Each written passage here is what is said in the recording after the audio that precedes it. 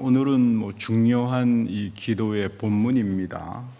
여기에 더 중요한 본문이 있다면 로마서 8장에 아주 그 기도의 진수를 설명해 주는 바울의 이제 또 본문이 있습니다. 설교 제목이 기도는 동행이다. 기도가 동행이지 우리 교회 다니면서 기도라고 하는 게 늘 일상화가 되어 있고 기도들도 많이 하시고 좋은 일입니다. 기도를 하나님께 한다는 것은. 근데 성서가 우리에게 가르치는 기도는 뭔가? 그게 중요합니다. 성서가 우리에게, 특히 이제 바울이 너희들은 나를 본받으라고 했으니까 바울이 우리에게 이야기해주는, 그리고 예수님이 가르치는 기도는 뭔가? 이거를 우리가 잘 배워야 기도의 축복과 기도의 은혜의 세계를 경험하고 살아가게 됩니다. 고린도후서 12장쯤 가면 바울이 그런 말을 하죠. 내가 약한 것들과 능력과 때로는 궁핍했고 경제적으로 박해도 있었고 공고하면 스트레스도 많았다. 근데 내가 이렇게 약했을 때 하나님이 나를 강하게 만들었다. 참 어려운 말이에요. 사람들은 흔히 약하면 좌절하고 그냥 다 나자빠져 버리잖아요. 좀 어려운 일 경험하면 자기 생각대로 되지 않으면 아유 난 모르겠다 그러고는 좌절하고 포기하는 건데, 바울은 그때 하나님이 나를 강하게 만들었다. 여러분, 이거 기도예요. 기도의 능력과 신비가 바울의 체험 속에 살아있어서 바울이 오늘 지금 우리에게 기도의 아주 중요한 내용을 가리키는 겁니다. 우리가 신앙생활 하면서 하나님을 꾸준히 사랑하고 꾸준히 기도하면서 살기는 참 어려워요. 좀 좋은 일이 생기고 자기 생각대로 유리하게 되면 금세 하나님 잊어버리고 삽니다. 그건 목회자들도 마찬가지예요. 믿음 생활이라고 하는 게 늘 이렇게 굴곡이 있죠. 구약에 보면 사무엘에게 이스라엘 백성들이 왕을 주십시오. 굉장히 불쾌하게 생각했어요. 근데 하나님도 섭섭하게 생각했죠. 그러나 허락합니다. 허락해라. 이스라엘 사람들이 이 마음이, 심보가 참 못된 사람들이다. 하나님께서 다 지켜주시고 다 은혜스럽게 인도하시면 되는데 그럼 또 따로 주변의 강대국의 문화를 흉내내가지고 왕을 갖겠다. 그러나 이스라엘 사람들의 영적 상태가 참 보잘것없죠. 그리고 하나님이 허락하시는데 하나님이 조건이 있어요. 예배를 주시고 왕을 기도하는 사람으로, 토라를 공부하는 사람으로 임명합니다. 그러니까 이게 우리 신명기에 나오는 왕은 이런 사람만이 할 수 있다. 그거 가장 그래도 부족하지만 그 하나님이 정한 왕 중에 가장 그래도 합한 왕이 다윗이다. 이렇게 성경은 우리에게 말을 하는데, 다윗은 기도의 사람이었죠. 시편이 그 다윗의 기도가 넘치게 흘러나오잖아요. 지금도 보면. 그래서 저는 다윗이 무슨 왕으로서의 위대함보다는 영적인 시편의 기도의 사람으로서 평생의 믿음의 사람들에게 영향을 준다. 참 큰 축복이다. 그런 면에서 하나님께서 기도하는 사람에게 은혜를 허락하시고 그 축복을 이어가신다. 굉장히 중요한 성경의 가르침입니다. 예수님도 기도의 사람이었고 기도를 가르쳤죠. 함부로 기도 너 멋대로 하지 마라. 오늘 말씀에 보면 이방인 같이 중언부언하지 마라. 말 많이 하지 마라. 했던 말 되풀이하고 이런 거 하지 마라. 하나님이 무슨 귀가 막았느냐고. 그런 거 하지 마라. 말을 많이 해가지고 하나님이 듣지 않는다. 그 당시에 이제 말 많이 하면 하나님이 들으실 거야 생각했던 분들이 있어요. 그런가 하면은 큰 저작거리에 나가가지고 기도하고, 회당 같은 데 들어오게 되면 일어서 가지고 기도하고 큰 소리로 이런 문화, 잘못된 기도의 문화가 있는데 예수님께서 그렇게 하지 마라 이야기합니다. 그 예수님은 그런 사람은 이미 세상에서 받을 거 다 받았어. 이 말은 뭐냐면 그렇게 기도해서 세상에서 다 이루어져 가지고 받았다는 말이 아니라 세상 사람들이 볼 때는 위선적으로 저 사람 굉장히 기도 많이 하는 사람이야, 영적인 사람이야 라고 하는지 모르지만 하나님으로부터는 받을 거 아무것도 없다 그 말이에요. 쏙빈 강정이다 그 말입니다. 꿰뚫어 보시면서 하시는 말씀이죠. 사실 우리가 기도를 하다가 보면 예수님께서는 골방에 들어가서 기도해라. 이 골방이 뭐 다른 무슨 골방 이런 게 아닙니다. 우리가 흔히 내가 살아가는 방이에요. 그냥 스몰룸. 평상시 너의 삶의 현장에서 하나님을 인격적으로 만나면서 기도하는 생활을 하라. 그 말이에요.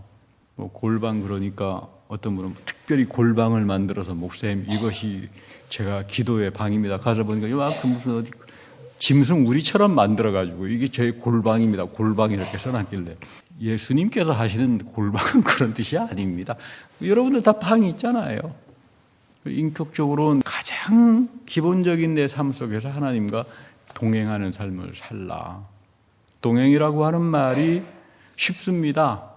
같이 간다. 뭐 어떤 가수가 동행이라고 하는 노래도 불렀는데 성경에서 동행은 진짜 어려운 말이에요. 이게 오랫동안 논쟁이 돼가지고 라틴 말로는 콘크루스스란 말로 씁니다. 콘크루스스, 콘 더불어 크루스스 하나님이 내 함께 더불어 가는데 이게 어떤 의미를 갖나 하면요, 하나님이 나의 기도를 통해서 자유를 허락하신다. 하나님이 나의 자유를 뺏지 않아요. 하나님의 은혜는 내가 하고 싶어하는 것, 자유 이런 거 뺏지 않습니다. 자유도 허락하고 내가 은혜로운 결정을 하게 돼요. 어떤 분들은 뭐 구원이야 우리가 자유의 의지로 받는 거 아닙니까? 그 하나님께서 콩크루스스 동행하시면서 은혜로 자유를 허락하니까 우리가 은혜로운 결정을 하면서 살아가는 거죠. 굉장히 중요합니다. 흔히 우리 한국 교회는 장로교 계통의 아주 정통파 보수적인 쪽에서는 뭐 다 절대 예정이야, 이중 예정이야 그렇게 가리키고, 한쪽은 다 자유의지가 다 그렇게 하는 거야 뭐 이렇게 한 100년 동안 논쟁이 있는데 성경은 그렇게 말 안 합니다. 하나님이 우리와 동행하면서 은혜가 나에게 임할 때 나는 자유로운 사람이 됩니다. 그렇잖아요. 성령이 있는 곳에 자유가 있잖아요. 성령이 있는 곳에 무슨 공포가 있고 두려움이 있는 건 아니잖아요. 어떤 분은 성령 충만하다 그러면서 입만 열면 했더니 하나님께서 이렇게 벌을 내리고 요구했더니 성령이 충만하면 자유로워야 되는데 은혜로운 결정을 하고 사람을 사랑할 줄 하게 되는데 벌벌벌 떨어요. 입만 열면 아버지가 그래서 나는 어떤 아버지? 당신 육신적인 아버지입니까? 그랬더니 하나님 아버지가 그런다는 거예요. 여러분 그거는 성령 아니에요. 자기는 성령을 받았다라고 생각하는지 모르는데 성경이 말하는 성령은 성령이 많은 곳에 자유가 있잖아요. 해방이 있잖아요. 세속으로부터 우상숭배에서부터 탐심에서부터 내가 자유롭게 되니까 은혜로운 결정을 하죠. 하나님이 동행하시는 분은 그러니까 남을 정죄하지 않고 니메시스 원리를 지키고 살고 그렇잖아요. 공공선을 찾아나가고 이런 복된 삶으로 살아가는데 그런가 하면 내가 실족하기도 합니다. 넘어지기도 합니다. 일으켜 세워주십니다. 동행이라고 하는 말 속에는 그런가 하면 내 뒤로 오기도 해요. 내가 그냥 가게 놔둡니다. 하나님께서 내 뒤를 쫓아올 때가 있어요. 그러니까 여러분이 콘이라고 하는 동행이라고 하는 말 속에는 굉장히 복잡한 뜻이 담겨져 있어요. 내 뒤에서 왜 따라오시는가? 나의 결정을 존중한다 이 말이에요. 하나님이 인격적이기 때문에 동행하시기도 하고 넘어질 때 일으켜 세워주시기도 하고 은혜로운 결정을 하기도 하고 때는 뒤에서 쫓아오시면서 묵묵히 내가 하는 결정을 존중합니다. 그래, 괜찮은 거야. 그런가 하면 내가 예기치 하지도 못하는 어려운 일에서는 앞서갑니다. 그래서 하나님이 아브라함과 이삭에게 모리아 산에서 짐승을 앞서가셔서 예비하시잖아요. 이 전체를 사도 바울은 지금 범사에 하나님의 선하심이 동행으로 드러난다 이렇게 표현하는 겁니다. 이거 어느 유명한 가수가 부른 동행이라고 하는 노래하고는 조금 다르구나 생각해야 됩니다. 하나님이 나를 동행하게 되면 성령이 오시게 되면 자유하게 되고 내가 은혜로운 결정을 하게 되고 하나님께 감사하게 되고 때로는 하나님의 뒤에서 묵묵히 서셔서 나의 의사결정이나 생각을 존중해주고 그리고 인격적인 그래서 우리가 이 하나님을 아버지로 고백하는 거죠. 신약 성경에는 깨어서 기도하라라고 하는 말이 많이 나와요. 근데 왜 기도하는데 깨어가지고 막 경각심을 가지고 기도를 해야 되나? 현대인 성경에는 시험에 들지 않도록 정신 차려서 기도해라. 이렇게 이제 마태복음 26장 41절을 그렇게 번역하셨던데 좋은 번역입니다. 정신 차리고 기도한다라고 하는 게 뭔가 냉수마 차려가지고 기도하는 것은 아닐 텐데 골방에 들어가서 집중해서 기도하라 그 말입니다. 잡음 갖지 말고. 기도의 가장 첫 번째 스텝이 뭐냐면 골방이라고 하는 말은 하나님하고 나하고 1대1의 집중이에요. 그러니까 방해를 받지 않죠. 이 세속으로부터 나의 염려로부터 방해를 받지 않는 것, 해방당하는 것, 이것이 기도하는 사람에게 주어지는 첫 번째 축복입니다. 내 마음을 근심하게 하는 것, 그렇게 하지 마라. 근심에 사로잡히지 마라. 그래서 바울도 빌립보서 4장 6절에서 아주 그 중요한 기도의 원리를 말하잖아요. 주 안에서 기뻐하라. 다시 말하노니 기뻐하라. 그런데 재미있는 것은 여기에 항상이 붙어요. 항상. 그리스도 안에서 나는 항상 기뻐하면서 사는 사람인가? 저는 그렇지 못합니다. 좀 불가능하다고 생각해요.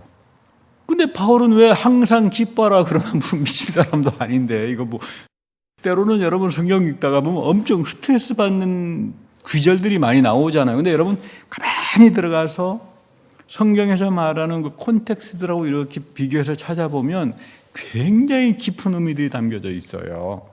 여러분이 막 이상한 세상적인 말로 얼치기식으로 성경을 함부로 해석하면 안 됩니다. 왜 주 안에서 항상 기뻐한다고 원문을 읽어보면 주 아도나이 야훼 아도나이 안에서 아도나이 하나님 안에서 너는 죄사함의 은혜와 부활의 그리스도의 영원한 생명으로 인쳐진 자들이다 이런 뜻입니다. 그러니까 여러분 주라고 하는 말 우리가 주님 많이 쓰지만 그 원문에는 야훼 하나님의 이름을 함부로 부르지 못하니까 아도나이라고 불렀죠. 그 아도나이가 예수 그리스도의 십자가 부활에서 그 야훼 하나님의 엄청난 축복과 생명이 우리에게 하다. 그러니까 내가 항상 기뻐할 수밖에 없다 그 말이에요. 실족하기도 하겠죠. 화가 날 때도 있겠죠. 욕이 나올 때도 있겠죠. 근데 그것이 전부가 아닙니다. 돌이켜보면 내가 하나님으로부터 갚을 수 없는 엄청난 국류를 입은 사람인데 기뻐하지 못할 일이 없다. 그러니까 기도하면서 염려를 가지고 하지 마라 그런 뜻이에요. 세상적인 염려를 가지고 쥐어짜듯이 아버지 이거 해주세요 저거 그렇게 기도하지 말라 그 말입니다. 먼저 하나님이 주시는 넘치는 국률과 은혜에 감사하고 세상으로부터 오는 염려에서 벗어나라. 이것이 첫 번째 기도의 스텝이고 축복이에요.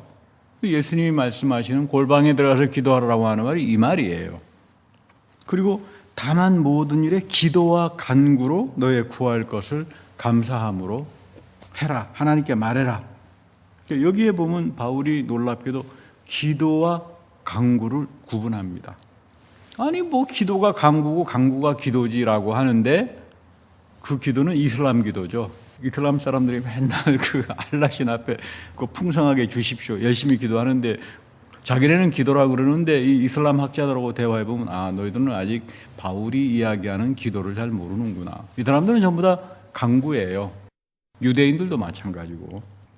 사도행전에 보면 바울이 빌립보에서 루디아를 만났습니다. 교회를 세웠죠. 감옥에 갇혔을 때 간수장을 회심시켜서 이제 교회를 잘 이어나갑니다. 아마 오늘 이제 빌립보서 전후에 보면 유오디아, 순두계 이런 여성들의 이름이 나오는데 아마 이후에 교회에 입문한 그런 사람입니다.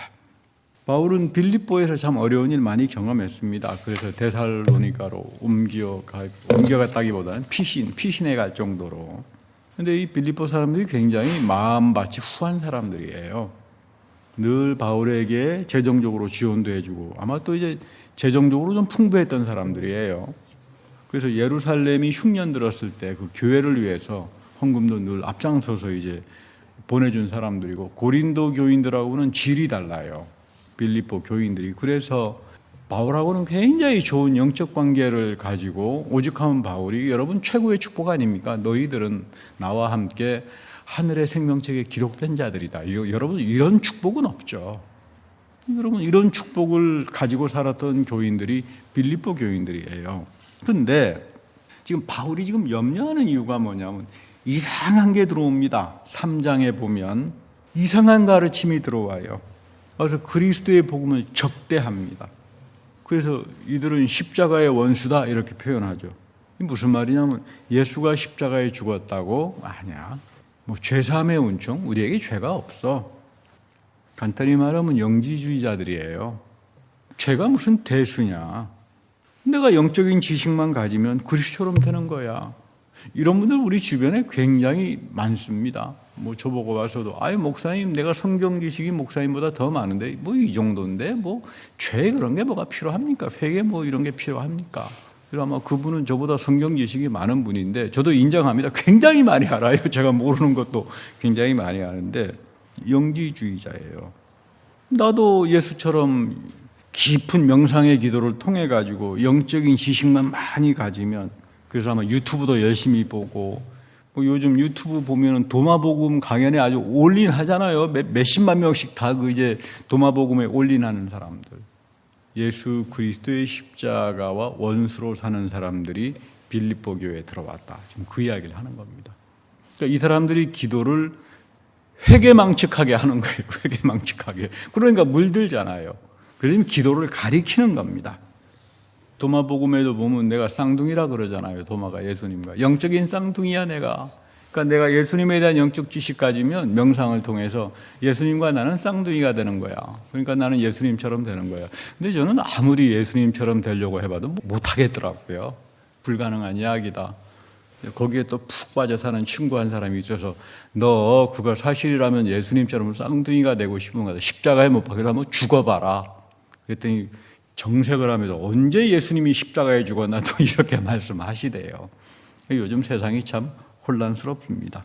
근데 오늘 바울은 기도와 퍼티션, 강구는 퍼티션이라고 하는 말인데 영어로 상당히 강한 표현이죠. 높은 사람에게 나의 어려움을 헤아려 줘서 해결해 주십시오. 퍼티션을 여러분 보통 쓰잖아요. 선처를 호소하는 그런 문서의 의미가. 그러니까 너희들 하나님께 간구하는 거 퍼티션이다. 하나님께서 너희들이 하는 퍼티션을 들으시니까 간구하는 거 중요한 거다. 그러나 중요한 건 기도는 조금 다릅니다. 그래서 우리가 이 기도의 어떤 깊은 뜻은 로마서 8장에서 말을 하니까 오늘 제가 로마서 8장을 좀 훑어봅니다마는 로마서 8장에서 바울은 이런 이야기해요. 내 안에 살아계신 하나님의 영, 성령이, 여러분 안에 살아계신 성령이 나를 죽음에서 부활로 일으킬 거다. 여러분 우리가 죽을 때 여러분들 안에 있는 성령이 여러분들을 부활로 살려내신다 그 말이에요. 그리고 이 성령 안에서 살아가는 사람은 자유로운 사람이니까 두려움이 없다. 죽음 앞에서도 두려움이 없고 모든 염려와 능력과 연약함 속에서도 두려움이 없다. 성령이 나에게 하나님을 아바 아버지로 부르게 한다. 이 아바 아버지라고 하는 건 어린아이들이 그 당시 팔레스티나에서 어린아이들이 아빠 이렇게 부르는 굉장히 친밀한 인격적인 용어죠. 여기에 보면 그래서 성령이 너희를 하나님의 자녀로 만들어 간다.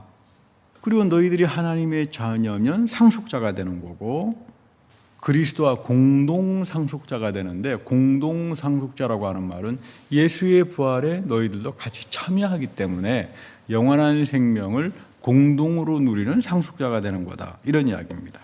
그래서 너희들은 성령의 첫 열매로 살아간다. 이게 뭐냐면 기도에 대한 축복이에요. 너희들이 기도할 때 성령이 너 안에서 역사할 때 너희들은 성령의 첫 열매로 살아가고 넘치는 하나님의 축복과 은혜들을 신령한 것들을 상속받으면서 너의 믿음에 담고 살아가는 거다. 근데 재미있는 것은 그 성령이 너희들이 하나님 앞에 기도해야 되는 내용을 모를 때가 많다. 여러분 한번 생각해 보십시오. 저 같은 경우는 하나님 내가 지금 뭘 기도해야 되지? 모를 때가 많아요. 때로는 내가 뭐 강구해 놓고는 시간 지나면 잊어버리고 이거 내가 참 증언부언을 많이 했구나 그런 생각도 해봅니다마는 여러분들 가운데 1년 전에 하나님 앞에 기도했던 내용 제대로 기억하시는 분 계세요? 없잖아요. 저는 증언부언을 많이 했습니다. 이거 하지 말라 그랬는데 예수님이 하지 말아야 되겠다 하면서도 또 자꾸 증언부언하게 돼요. 근데 지금 바울은 그렇게 하지 마라. 성령의 첫 열매로 살아가게 되면 부활의 능력이 너희 속에 속사람에서 살아나기 시작하니까 이것 때문에 너희들은 구원받았어. 그러니까 로마서 8장에서 처음으로 바울이 다 구원은 미래형으로 표현하다가 현재 완료형으로 표현합니다. 기도 가운데 성령의 첫 열매로 살아가는 사람들, 예수 부활의 생명을 가지고 살아가는 사람들, 이 사람들이 구원받은 사람들이고, 그래서 여기서 구원의 보증이다.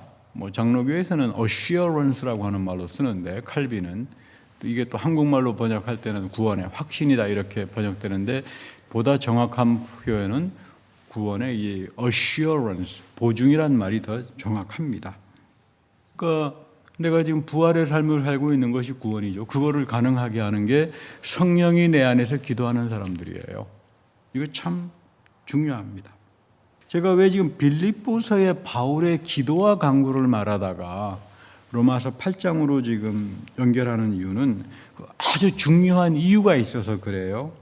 로마서 8장 26절에 성령이 나의 연약함을 안다. 성령이 나 사도 바울의 연약함도 안다. 근데 나를 강하게 만든 건 성령이시다 그 말입니다. 내가 하나님 앞에서 무엇을 위해서 기도해야 될지 모를 때가 많은데 성령이 나를 위해서 기도하면서 하나님 마음에 나를 합하게 만들어 간다. 이건 굉장히 엄청난 이야기.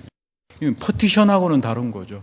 여러분들이 기도할 때 이게 여기 표현 깊숙이 들어가면 하나님이 여러분들 마음을 안 믿어요. 하나님이 여러분들의 마음을 살피신다고 그러는데 여기서 쓰는 표현이 하트예요. 하트. 여러분 우리 하트 있잖아요. 원전에 보면. 하트는 감정을 담고 있잖아요. 하나님이 나의 감정을 살피십니다. 너 이놈 1년 전에 한 기도 기억 못하지? 또 1년 전에 기도를 이렇게 했는데 지금은 전혀 엉뚱하게 다른 기도를 하네. 하나님이 살피시죠. 저에게 속지 않으시니까. 하트로 되어 있습니다. 하트로. 근데 지금 성령의 생각으로 번역해놨는데 이거는 마인드예요. 여러분 마인드는 성령의 지식과 지혜를 말하는 지성에 가깝습니다. 그러니까 하트하고 마인드는 틀려요. 하나님은 나의 하트를 살피십니다. 감정 기복이 심하니까. 왔다 갔다 하니까. 무슨 기도를 했다가 증언부원에서 잊어버릴 때도 많으니까. 그런데 하나님은 성령의 마인드를 봐요. 내가 지금 하나님이 원하는 걸 기도 못하니까 성령이 나를 위해서 기도해 주는 그 마인드를 보아서 내 기도를 하나님의 뜻에 합하게 만들어 간다. 여러분 이것이 기도입니다. 이거 좀 어렵습니다. 그리고 굉장히 신비합니다. 기도에는 엄청난 신비가 담겨져 있습니다. 근데 더 놀라운 것은 바울은 이런 사람을 가리켜서 하나님을 사랑하는 사람이야. 하나님이 나를 사랑해가 아니라 이런 사람이, 이런 성령 안에서 기도하는 사람이 하나님을 정말로 사랑하는 사람이야. 그런 뜻이에요. 이후로 넘어가면 성령 안에서의 기도란 말로 표현됩니다. 여러분, 이 기도는 세상이 주지 못하는 엄청난 축복을 담고 있는 영적인 능력입니다. 여러분 이거 붙들어야 돼. 기도의 의미가 이제 이런 거구나. 제가 틈틈이 기도는 기독교에만 있어 그런 말을 제가 합니다만은 어떤 분이 이거 목사님 무슨 말 같지 않은 이야기입니까? 이분은 유학을 좋아하시는 분이라서 유학의 공부법에도 보면 정신수양이 있고 공부법이 대단합니다. 기도가 얼마나 센지 모릅니다. 그러셔서 유교 공부법 대단합니다. 특히 자기의 함량, 도덕적으로 자기 함양을 하고 self cultivation이라고 합니다만은 자기 함양을 하고 특히 주자라고 하는 주자학이라고 그러죠. 주자라고 하는 분 그 대학 같은 거 이제 읽어 보면 아주 유명한 경물치지라고 하는 말을 남기잖아요. 그 공부법에 대한 명성이 굉장해요. 하늘의 성이 나에게 이성적인 마음으로 올 때 우리는 관통한다. 이게 다시 말하면 주자의 관통법이고.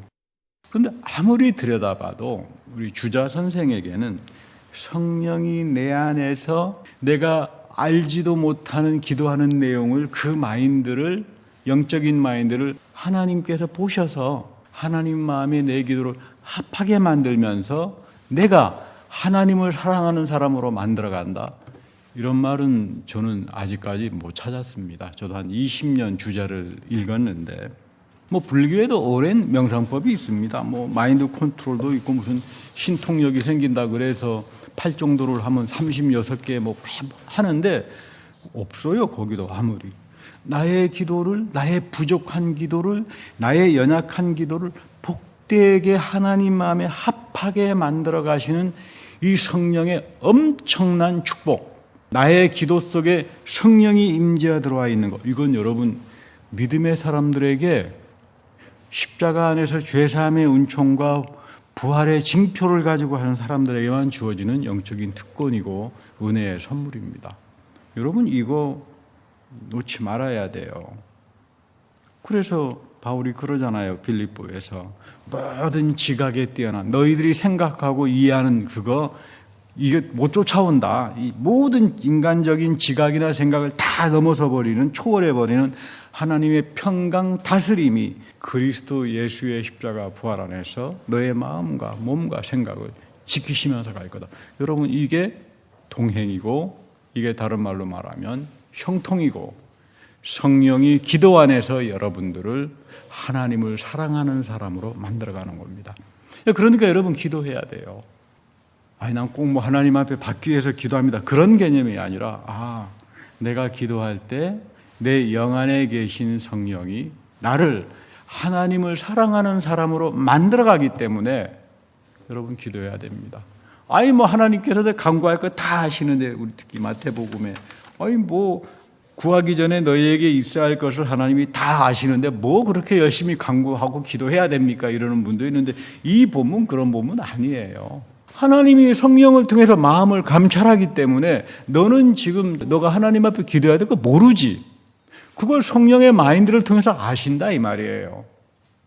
그러니까 여러분 기도를 하고 산다라고 하는 것은 굉장한 영적인 특권입니다. 그리고 당연히 우리가 퍼티션도 해야 되겠죠. 이런 삶을 빌립보 교인들아, 그 이상한 엉터리 영지주의 예수님 쌍둥이라고 소리짓고 돌아다니는 그 이상한 인간들, 십자가의 원수로 사는 그런 이상한 사람들에게 홀려가지고 영적인 축복들을 빼앗기지 말라, 그 말이에요. 예수님이 요한복음 16장에서 굉장히 소중한 말씀 하시죠. 진리의 성령이 오시면 너희를 진리로 인도한다. 성령은 자기 멋대로 말하거나 뭐 또 다른 계시를 받았다 이런 거 없습니다. 예수님이 없다 그러잖아요. 구약의 하나님의 말씀과 그리스도의 복음의 진리를 너희에게 성령이 와서 가르칠 거다. 그리고 장래의 일을 너희에게 알릴 거다. 성령이 장래의 일을 우리에게 알립니다. 이것은 예언입니다. 기도 속에서 예언이 옵니다. 그런데 이 예언은 우리 흔히 뭐 한국 문화에서 점술 문화처럼 앞길을 뭐 마치는 그런 뜻이 아닙니다. 이게 무슨 뜻이냐 하면 장래의 일, 하나님이 아브라함처럼 앞서서 예비해 두신 장래의 약속들이 너의 삶의 예배와 기도를 통해서 이어지고 성취된다 이런 뜻이에요. 이것을 어려운 말로 프롤랩시스라고 말을 하는 겁니다. 하나님의 미래가 나에게 현실화가 된다. 그러니까 여러분 기도에는 이 엄청난 신비가 담겨져 있어요. 하나님의 미래의 약속이 나의 기도를 통해서 이어지고, 성령이 나를 하나님을 사랑하는 사람으로 만들어가고, 하나님의 넘치는 형통과 동행의 징표들이 여러분들 가운데 이어지는 겁니다. 여러분 이런 축복, 이것 때문에 여러분들 믿음 생활 하시잖아요. 이런 영적인 특권을 붙들고 살아가는 귀한 여러분들이 되기를 간절히 바랍니다. 기도하겠습니다. 하나님, 예수님께서 우리에게 기도를 가르쳐 주시고 사도 바울이 그 기도의 깊은 뜻을 가르쳐 주지만, 우리가 연약하고 감정적이고 변덕스러워서 증언부언할 때도 많고, 성령이 나를 하나님을 사랑하는 사람으로 만들어가는 그 기도의 신비와 축복에서 멀어져서 살아갈 때가 많습니다. 주님께서 이 시간 우리에게 기도의 축복을 허락하시고 하나님이 동행하시는 가운데 넘치는 기도를 통한 하나님의 미래가 나의 삶으로 이어지는 은혜의 삶을 살게 하옵소서. 우리 구주 예수 그리스도의 이름으로 축복하며 감사 기도드립니다. 아멘.